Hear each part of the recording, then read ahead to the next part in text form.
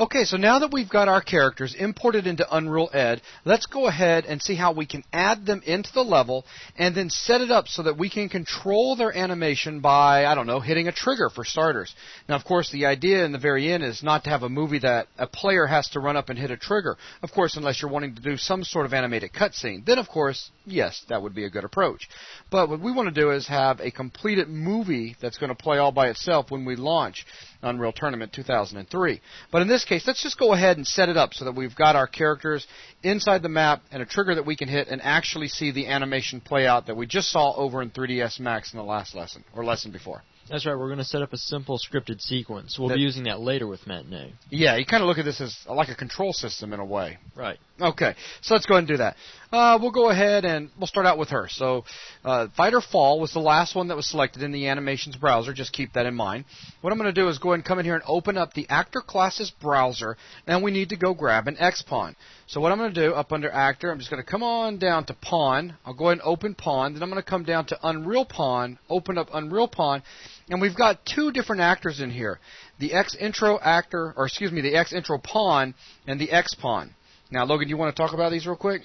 Actually, either of those can be used in this type of sequence. What that is the actual actor that looks like a player. And in the case of when you're playing the game, you have X-Pawns that are either being controlled by player controllers or bots.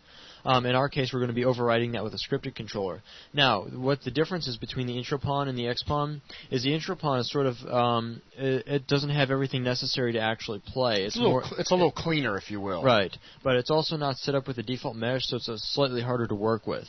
We're actually going to be using an X-Pawn just because it's easier to select. Either one will work, and for the absolute cleanest code-wise, you can use the X-Intro pawn. Exactly. But again, we're going to use the X-Pawn. Let me go ahead and select it and show you why.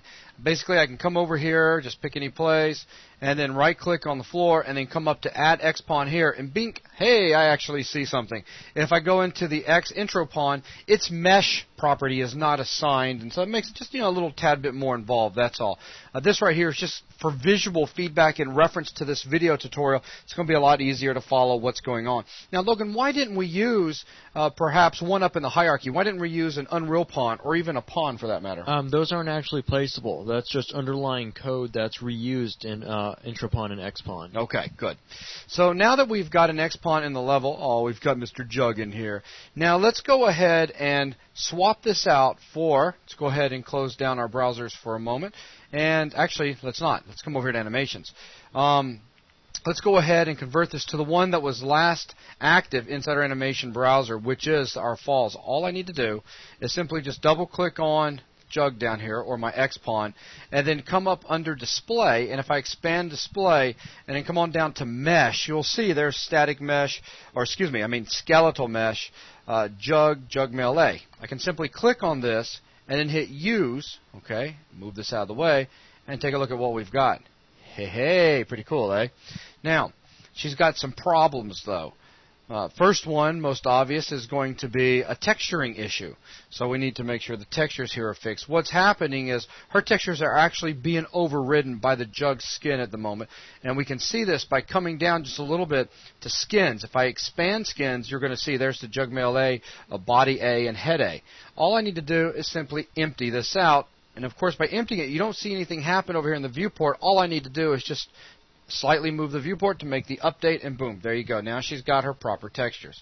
So next thing I want to do is something that we really don't see until we jump into game, but just to prevent us from having to go into game and showing it to you, then coming back. Since we use the X pawn as opposed to the X intro pawn, we've got actual inventory assigned to her. So in other words, she's going to have a weapon stuck to her hand, or you could say stuck through her hand is the way we'd actually see it come in this particular case. Well, we want to go ahead and get rid of that. So I can just simply scroll down here on the X-Pawn's properties and just open up Unreal Pawn, come down a little bit lower, expand required equipment, come down, and then let's just go ahead and remove the assault rifle and the shield gun. Okay, so that fixes that problem. Alright, so with this, now we could go ahead and we'll just close properties at the moment, and we can simply duplicate her over and bring in kicks. So with her selected, all I'm going to do is just a Control W.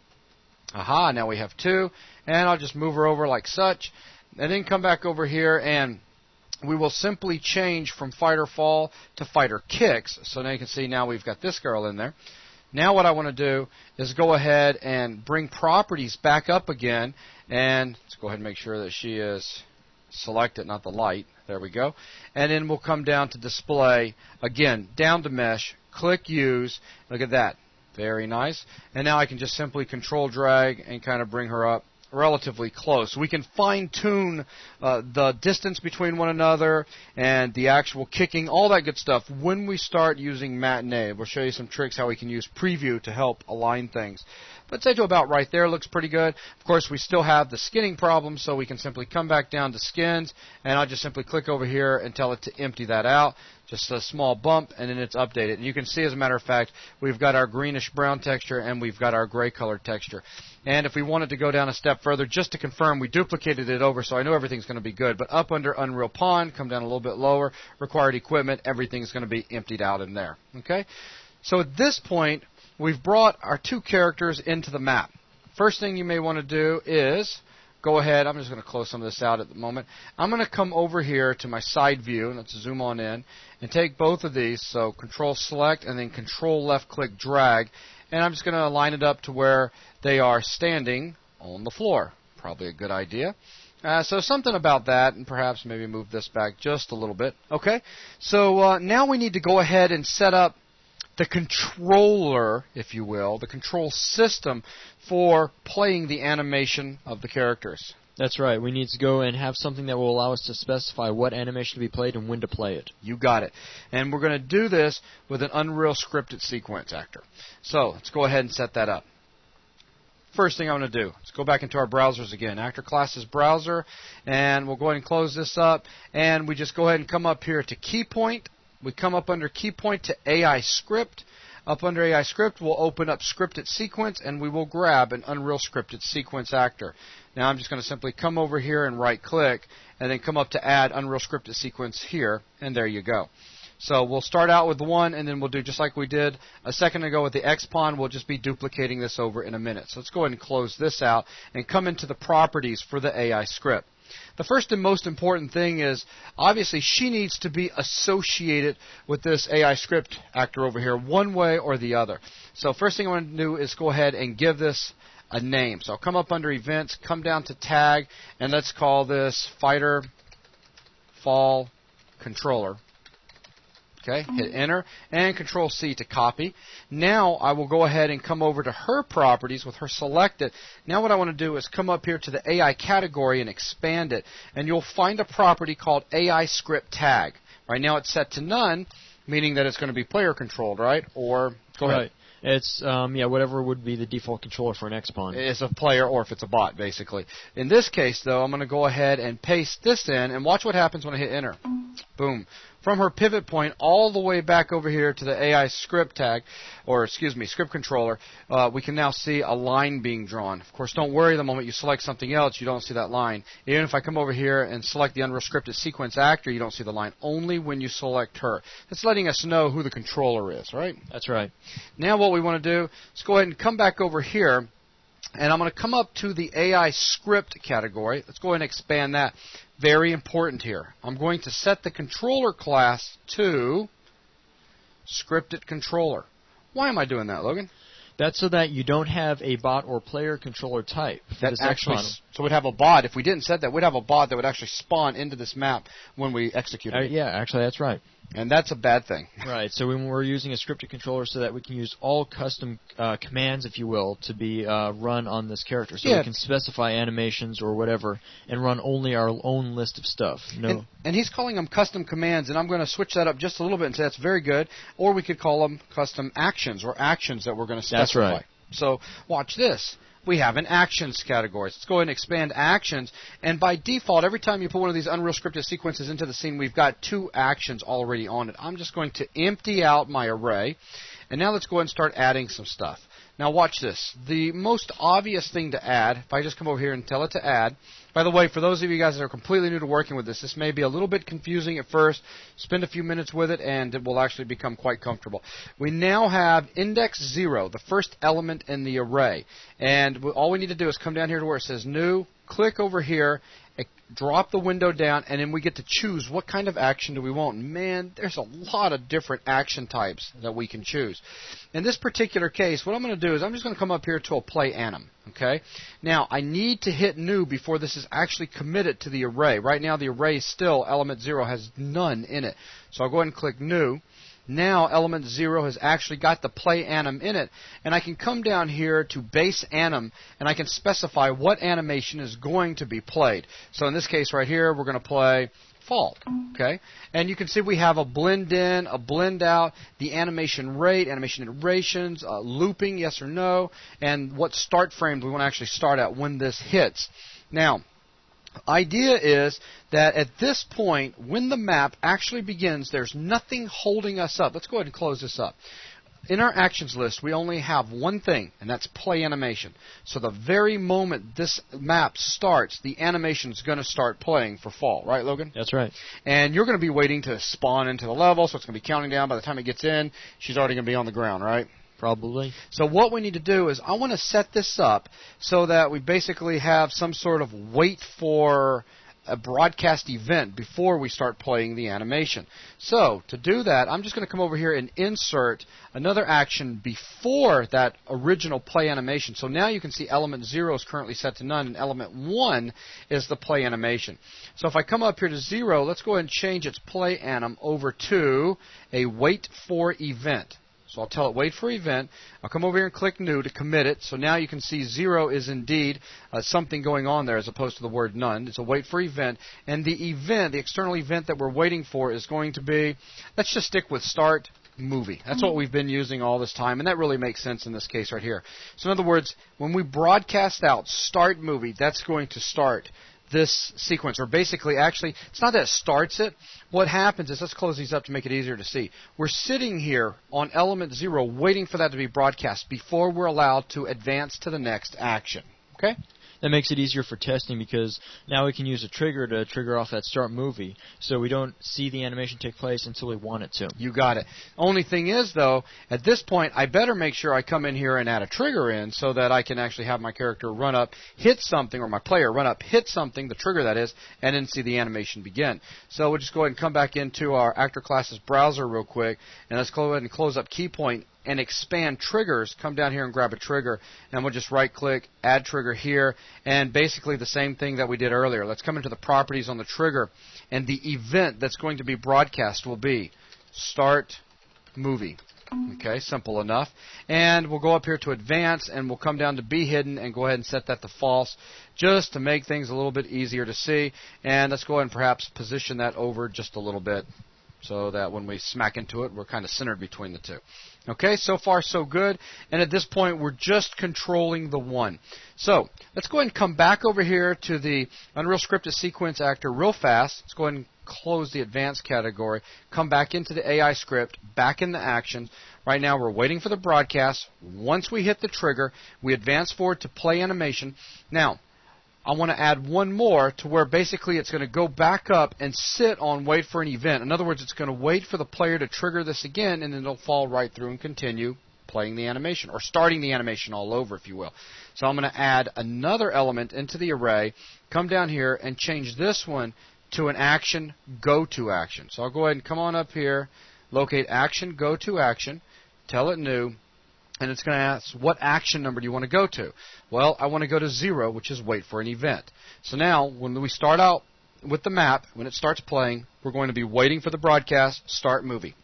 As soon as we detect that, we automatically fall through to play animation. But here's the cool thing about play animation. The moment the animation's triggered to start playing, we immediately fall through and start doing the next one. Right, meaning that it's non-latent. Exactly. As soon as you trigger an animation, the sequence or the actions list keeps going on to the next action. So this is a good thing to point out. Be very careful. If you put, let's say, 2 or 3 play anims in here, you're only going to see the very last one because it's going to start to play the first one, it's going to start to play the second one, then let's say it's going to start to play the third one, and the third one is what will play out. That's right. So, with that, if you want to hold an animation up, there is a wait for anim end. So you can wait for the animation to come to an end before you advance to the next action. So basically what we've set up right here is a nice little loop. Okay? Now, let's go ahead and just close that out for the moment. And I'm just going to grab this guy right here and do a Control W, and then simply Control move over here next to the other actor. Okay, like such. And then back into Properties, and I'm going to come up under Events and change the name first. From Fighter Fall Controller, I'm going to change it to Fighter Kick Controller, like that. Not kicky, but kick. Hit Enter. Control Copy just to make life easy. Go ahead and select her. Again, coming up to AI, expanding it down to AI script tag, and we'll go ahead and paste that right there. Hit Enter, and again, you'll see the blue line being drawn from the character's pivot point back over here to the AI script actor. Okay? So now we've got that in place. The only thing we really want to do is, at this point, come back up into the AI Unreal Scripted Sequence Actor, back up here to the AI script, open up Actions, and let's just change the animation that's going to be played. As opposed to playing Fall, we need to play Kicks, like such. Okay? And we'll leave everything else at default, and at this point, Logan, you feeling pretty good? Right, everything should be set up to where we can trigger these animations now. So let's go ahead and jump into game and see how it works. Dun, dun, dun, dun, dun. Here we go. That's my cheap music, by the way.